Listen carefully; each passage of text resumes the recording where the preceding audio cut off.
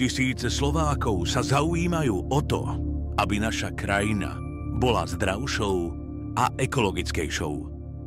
Preto Eko to funguje vám povedia oni sami. Ahoj, volám sa Igor a zaujímam sa o veternú energiu. Aj o tú na Slovensku.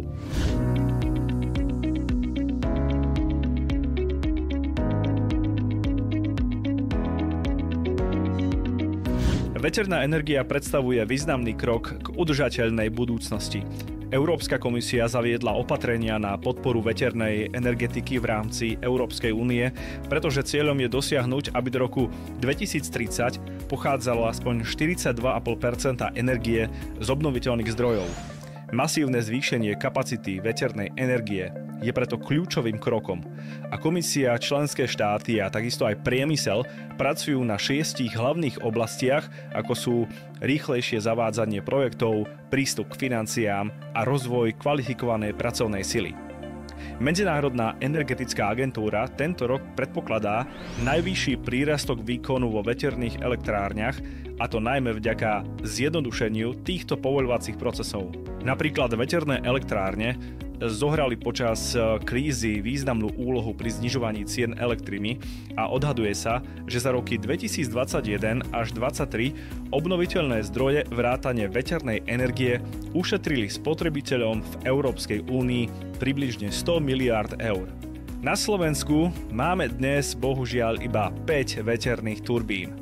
Zatiaľ čo v takom Rakúsku ich majú takmer 1500. Našťastie, záujem o rozvoj tejto formy energie rastie aj u nás. V súčasnosti existuje viac ako 200 pripravovaných projektov veterných elektrární iba na Slovensku, ktorých realizáciu brzdia práve spomínané povoľovacie procesy. Slovensko má pritom dobré podmienky na zvýšenie výroby veternej energie.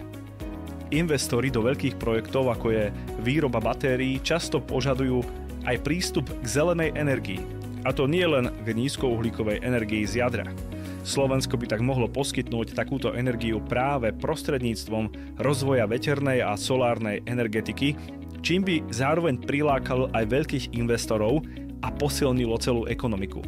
To, či tieto projekty ale vôbec vzniknú, závisí práve od toho, ako bude nastavená legislatíva a povoľovacie procesy. Vzhľadom na vysoký dopyt po technológiách pre veterné elektrárne si dnes samotní výrobcovia môžu vyberať, komu dodávky prisľúbia. A preto logicky uprednostňujú investorov z krajín, kde tieto procesy prebiehajú rýchlo a efektívne.